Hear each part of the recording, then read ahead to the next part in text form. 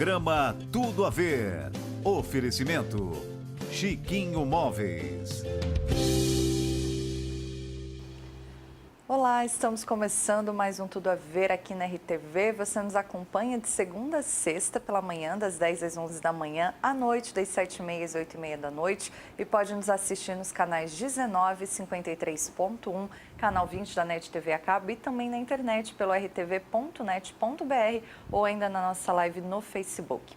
Antes de mais nada, antes de começar, eu queria dizer a você que é necessário que a gente tenha amigos sinceros.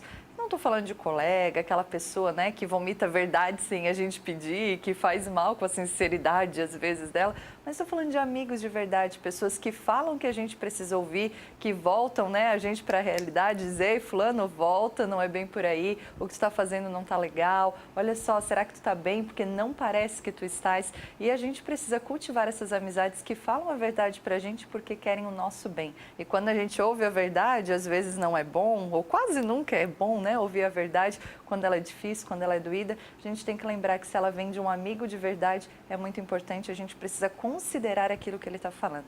Então hoje eu queria convidar você a cultivar as amizades sinceras, a ter amigos que falam a verdade e que são sinceros para você e ser esse tipo de amigo também. Vamos pensar nisso juntos? Um ótimo dia para todos nós.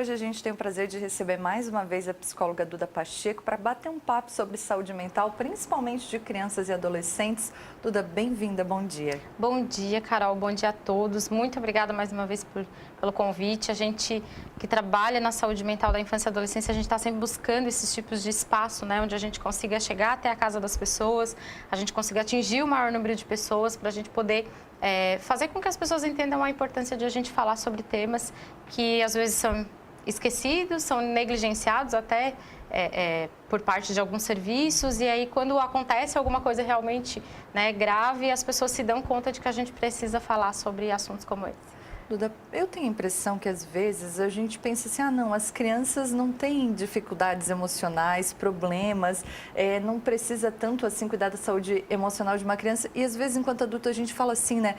Mas o que pode ter de ruim na vida daquela criança? Só estuda e vai para a escola, só brinca e vai para a escola, né? E a gente tem muito essa impressão. Tu ainda percebe isso? A gente ainda acha que crianças não têm dificuldades e problemas emocionais, problemas relacionados à mente? De alguma forma, né, Carol, eu acho que, eu acredito que o ser humano tem muito de, às vezes, invalidar a dor do outro, mesmo que sem querer, né? Não só das crianças. Muitas vezes a gente ouve, né, as pessoas falando sobre o seu sofrimento, mas isso é porque não teve uma doença grave, isso é porque não sabe realmente o que é sofrer. Então, de modo geral, eu vejo que as pessoas têm sido cada vez mais invalidantes ao sofrimento das pessoas. E com criança é uma coisa que se agrava ainda mais, porque a gente ainda tem essa ideia de que a infância é um momento muito feliz, né? As pessoas são muito saudosas, as questões da infância, eu era feliz e não sabia, né? Eu não tinha responsabilidades, eu só brincava, estudava. E o que a gente tem percebido é que existe sim um adoecimento por parte da saúde mental da infância e adolescência cada vez mais. Hoje a gente estima em torno de 10% da população da infância tem algum tipo de transtorno, né? Isso está crescendo e uma das coisas que, ao meu ver, agrava é essa coisa de a gente invalidar. Que a criança não tem sofrimento e aí a gente fica só buscando sempre o lado positivo das coisas, vamos dizer assim, sem observar realmente que aquele sofrimento está causando prejuízo na rotina da criança. O sofrimento ele é muito particular, muito individual, né, Duda? Só que às vezes também, enquanto adultos, a gente acaba aumentando esse sofrimento da criança, seja, né, por não validando aquilo que ela está sentindo, ou às vezes com as nossas atitudes mesmo.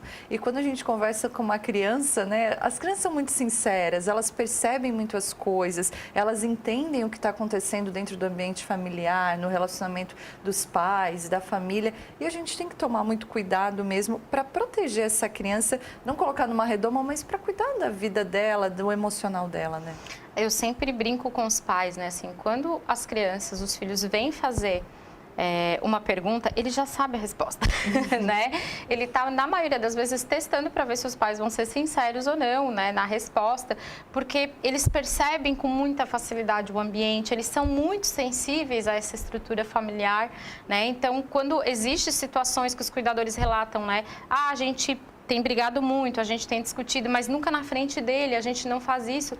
E a criança, muitas vezes na terapia, já vem e relata, não, porque eu sei sim que eles brigam, eu ouço, ou eu percebo que daí ele levanta e não dá bom dia. Então, as pequenas coisas que a gente faz, muitas vezes que a gente acha que está sendo muito sutil, as crianças já observaram isso E aí, qual é o problema, né?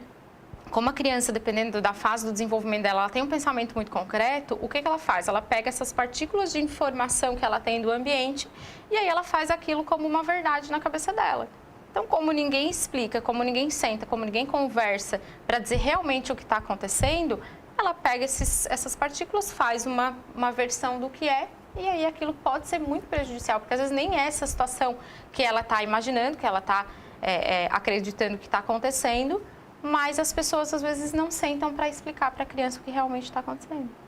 E até que ponto, assim, né, Duda, que a gente tem que falar para as crianças de que forma, porque a criança sabe, eu tenho essa necessidade, eu tenho esse dever de ser sincera com ela e dizer, olha, está acontecendo isso. Só porque de que forma que se faz isso? Porque não é também assim tão fácil, né? A gente pensar, conto, não conto, às vezes um pai e uma mãe que estão numa situação difícil, de briga, de separação, como é que age dessa forma? A gente sempre prioriza pela questão da maturidade da criança, né? O que ela consegue dar conta, o que ela consegue entender. E o que a gente sempre orienta é, responda aquilo que a criança perguntar. Né? Tu não vai sentar com a criança e dar uma aula para ela sobre toda a situação, né? Os pais perguntam muito isso, às vezes com relação à sexualidade, né, e tal. Ah, Duda, mas já começou a aprender algumas coisas na escola e aí de vez em quando vem com algumas perguntas, né? E que bom que vem, porque hoje em dia eles têm tanto acesso a Google, eles têm tanto acesso à informação na internet, que até me admira às vezes a criança vir com a pergunta, né? Porque às vezes ela vai em busca das respostas por ela mesma. Então, se tem esse vínculo de a criança se sentir confortável para fazer perguntas, sempre ser honesto. Né? Responder aquilo que tu sabe que ela vai dar conta, dentro daquilo que ela está te perguntando.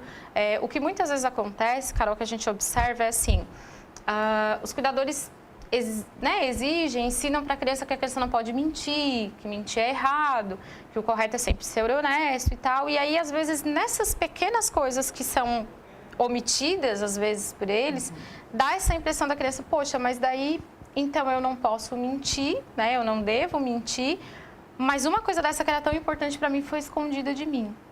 Né? Então, a gente sempre prioriza isso, responder aquilo que a criança perguntou, nem mais e nem menos, porque às vezes tu dá informação demais e tu vai confundir ainda mais a cabeça da criança, e às vezes tu dá uma informação muito rasa, muito breve, e isso vai gerar mais dúvida ainda na cabeça da criança. Então, falar abertamente, tá? Qual é a tua dúvida? Eu tô com dúvida se vocês vão se separar, por exemplo, né? Eu tô com dúvida porque eu tô vendo vocês brigarem. Existe a possibilidade? Não existe? Sim, a gente já pensou sobre isso, mas ainda não é uma certeza. Então, sempre no sentido de esclarecer, sem que isso seja uma bomba, né? Jogada em cima da criança, sem saber como é que ela vai lidar com a informação. Duda, a gente às vezes ouve muito também e percebe, né, as crianças muito agitadas, né? E hoje, assim, a gente tem muitos compromissos e às vezes eu percebo situações diferentes, assim, né? A criança muito agitada, que o pai e a mãe parece que não dão volta, e por outro lado, às vezes o pai e a mãe muito cheio de compromissos e colocam essa criança, né, no balé, no futebol, na escola, e daí tem o contraturno e vai na psicóloga e vai na natação. Então, às vezes é da criança, sim, ser a 1000 por hora, e às vezes parece que o pai e a mãe que estão colocando a criança naquele ritmo. O que é saudável, até que ponto a gente ocupar essa criança e também às vezes, parece que o meu filho é hiperativo, parece que ele não para quieto, e às vezes outro dia eu ouvi de uma psicóloga também, era só uma criança saudável, né, que brinca, que ri, que faz bagunça. Tem muito disso, desse tipo de reclamação ou de pedido de ajuda no consultório, assim, de meu filho é muito agitado, ou tu percebe também muitas vezes o pai, a mãe, o cuidador muito agitado? Tem situações diversas, né, Carol, relacionado a isso. Existe sim a pressão, muitas vezes, em cima da hipótese diagnóstica, né?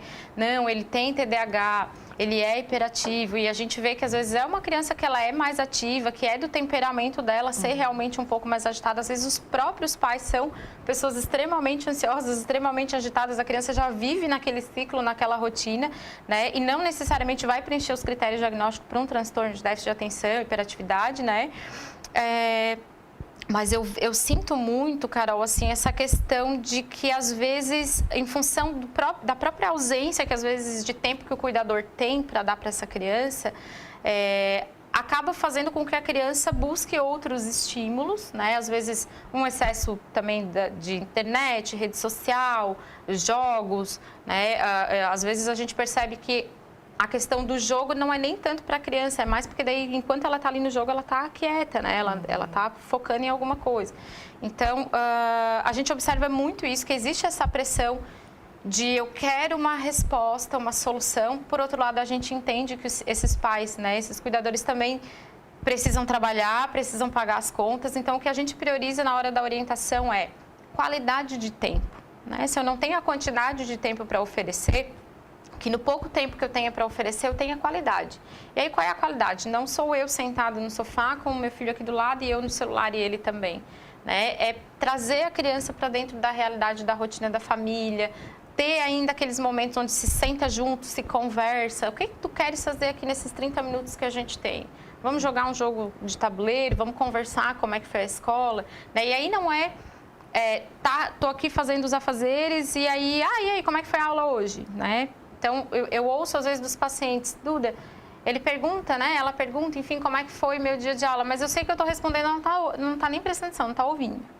Né? Então, acho que a gente tem perdido muito essa qualidade do olho no olho, assim, da questão de olhar a criança nos olhos e realmente mostrar que ela está sendo acolhida, que ela está sendo ouvida. Mas o que a gente também observa é que sim, existem algumas crianças que têm, né, preenchem critério diagnóstico para um transtorno mais relacionado à questão da hiperatividade. E aí a gente precisa avaliar o quê? Prejuízo e sofrimento. São duas palavras que quando a gente pensa numa questão mais disfuncional, elas precisam aparecer. O prejuízo e o sofrimento em mais de uma área da criança. Né? O que às vezes acontece meu filho é muito, muito agitado em casa, mas na escola, nossa, não tem reclamação. Aí a gente começa a pensar se não é uma coisa do sistema onde ele está inserido. Né? Ou o contrário, ele é super agitado na escola, mas em casa, como é que está esse ambiente escolar dele? Então, a gente precisa sempre fazer essa avaliação de uma maneira ampla, para que a gente também não fique super diagnosticando coisas que não existem, né? Existe em determinadas situações que precisa ser trabalhado, que precisa ser tratado, inclusive medicamentosamente falando, né? Encaminhar para um psiquiatra, encaminhar para um neuro. Agora, o que não dá é para a gente pegar isso como um padrão e dizer que toda criança agitada tem TDAH. Até porque hoje os pais estão tendo filhos mais velhos, né, Duda? Com a vida muito ocupada. E é uma coisa que eu acho que a gente sempre faz essa conta, né? Eu não tenho filhos ainda e eu penso assim, até que ponto que eu posso esperar para ter pique depois? Porque crianças têm muito pique e os adultos, querendo ou não, a gente vai passando esse pique, né? Às vezes eu brinco, né, com os cuidadores, eu pergunto, gente, tá, mas vocês já nasceram adultos, né? Não é possível. Porque até com a correria do dia a dia, nós mesmos, né, assim, a própria terapeuta às vezes esquece de momentos que a gente tinha quando era criança. A gente também tinha essas coisas.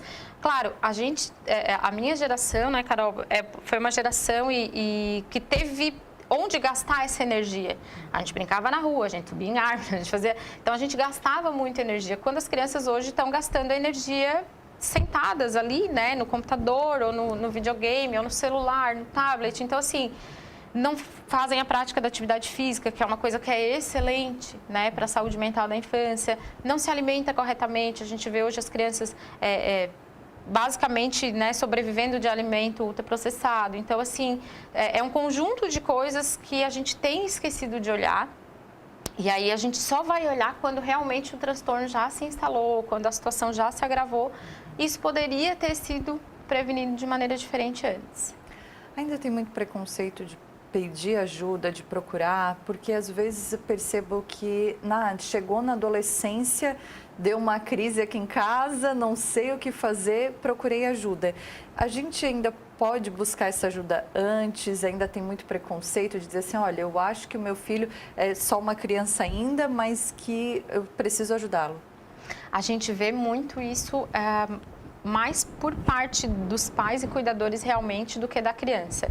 Eu lembro que há um tempo atrás, quando eu ia nas escolas fazer palestras e tinha algum paciente meu, né, entre os alunos, eles ficavam mais assim, né, vou fazer de conta que eu não te conheço. Era aquele abaninho assim escondido. E hoje eles fazem questão de dizer, não, é a minha psicóloga, né? Eles vêm, eles abraçam, eu tô indo na psicóloga. E muitas vezes a gente vê resistência, às vezes, da família, né? Mas, Carol, eu acho que isso tem melhorado, tá? Eu acredito que tem melhorado, assim, as pessoas têm procurado com mais frequência, têm entendido que quanto mais tempo eu espero para procurar ajuda, mais a coisa vai se agravar, né? E muitos pais, hoje em dia, a gente recebe no consultório, que não tem queixa necessariamente sobre alguma, né, desregulação emocional, não existe necessariamente uma queixa pronta do paciente, mas que eles trazem numa forma de prevenir mesmo. Olha, a gente está passando por um processo lá em casa, né, uma doença na família, ou um divórcio, alguma situação assim, e a gente gostaria muito de que fulano estivesse em acompanhamento para minimizar o impacto da coisa. Então, hoje a gente vê que as pessoas têm mudado, assim, isso deixa a gente muito, muito feliz. Acredito que também é em função dessa prática de a gente poder mostrar que se a gente não cuidar da saúde mental como um todo, né, de todas as pessoas, nós estamos adoecendo demais, né? A Organização Mundial da Saúde tinha estimado lá em 2010 que até 2020 a depressão ia ser a doença mais incapacitante do século. E nós já batemos a meta há 1 ano e meio atrás. Então, eu acredito que a gente precisa entender de uma vez por todas, né, que independente do nome que se dê a coisa, porque as pessoas buscam muito pelo nome, né, do diagnóstico, independente do nome que se dê, a gente trabalhar num projeto, trabalhar em políticas públicas de prevenção, de promoção de saúde mental da infância e adolescência, é a gente entender que a gente vai ter uma população mais saudável. Depressão, as crianças têm depressão, os adolescentes têm depressão, Duda? Tem subido muito o índice de depressão nessa faixa etária, inclusive a faixa etária que mais cresce em risco de suicídio, tentativas de suicídio é de 15 a 29 anos, então assim,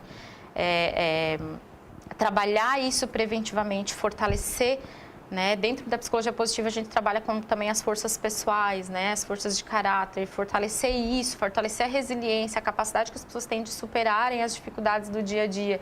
Isso faz com que as pessoas tenham uma saúde mental melhor, né? E uma das grandes diferenças, né, de um diagnóstico diferencial de depressão da infância para o adulto, por exemplo, por isso que trabalhar com criança é muito específico, né, Carol? Porque o próprio transtorno ele se manifesta de maneira muito diferente. Porque a criança, como ela não tem uma regulação emocional como um adulto tem, como ela não sabe muitas vezes dar nome ao que ela está sentindo, na criança, por exemplo, um sintoma depressivo que é muito mais clássico do que o choro e o isolamento é a agressividade.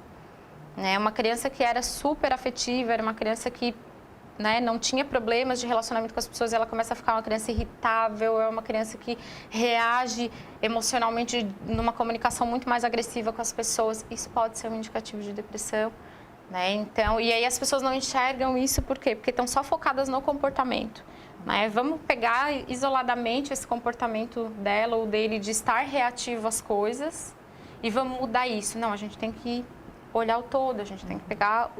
A gente diz que o comportamento ele é a ponta do iceberg, né? Tem todo um histórico por trás que precisa ser observado de por que a coisa chegou onde chegou. Duda, mas essa mudança de comportamento é sempre indicativa, assim, porque quando a gente conversa com algum psicólogo, seja qual for, né, o assunto, a gente ouve assim, suicídio, fulano ia muito a eventos, se isolou em casa, fulano gostava muito de conversar, não conversa mais. Mudanças de comportamento são sempre indicativos?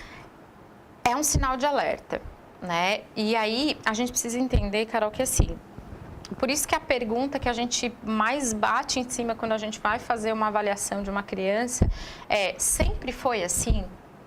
Porque muitas vezes, né, os pais trazem a queixa e dizem, mas tá isolado, não tem tantos amigos. Sim, mas sempre foi assim? Não, não era.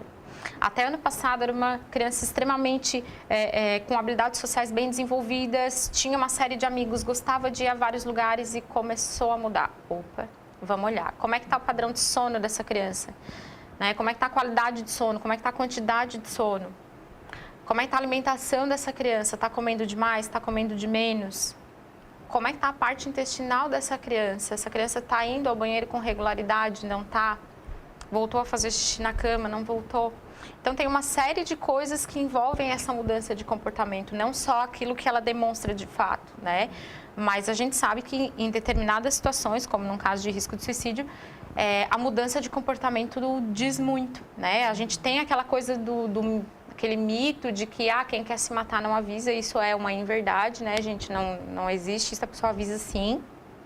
Inclusive, esse aviso nem sempre é verbal, né? Esse pedido de socorro vem através de mudanças de comportamento e que as pessoas, às vezes, são muito sutis nessas mudanças. Então, é importante a gente observar.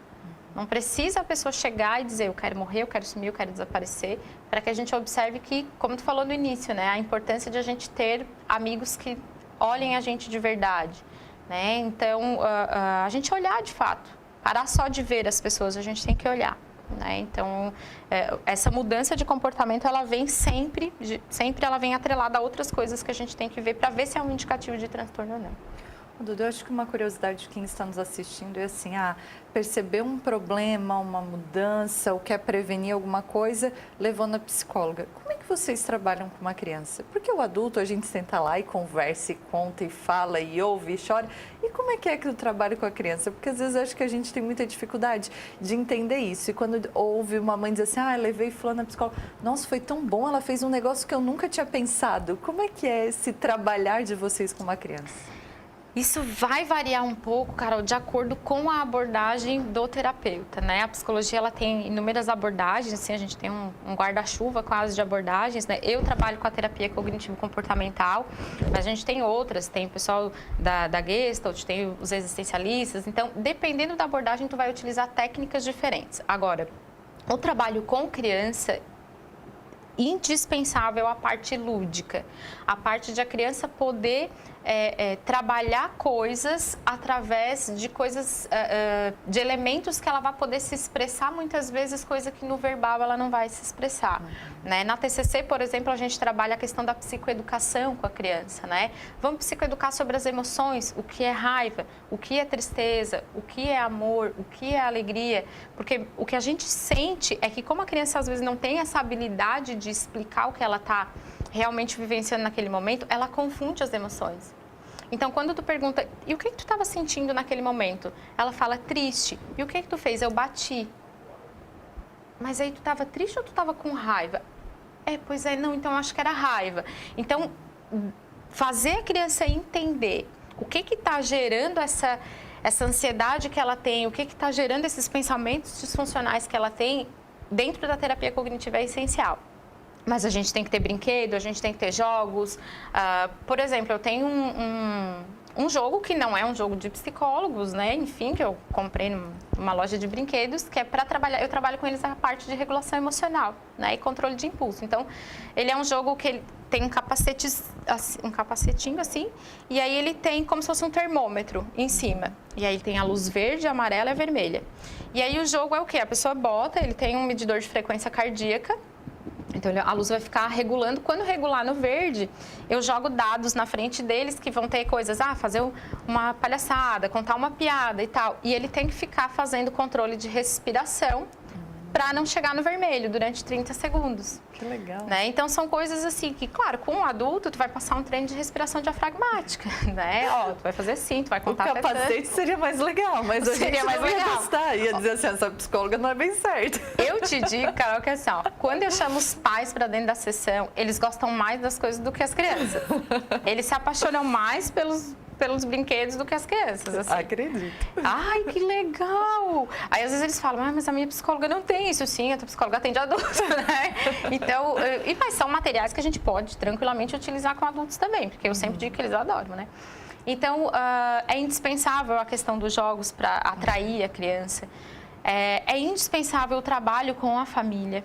a orientação com a família, a orientação de manejo, né? A orientação de como proceder e não reforçar algumas coisas que eles reforçam em casa. A gente tem que entender que não vai levar essa criança lá, deixar e depois ir buscar e só. Não, eu digo para eles que o trabalho é sempre 50-50, assim, né? Meio a meio para eu poder fazer a minha parte, 50% de cada, e eles vão dar a parte deles também.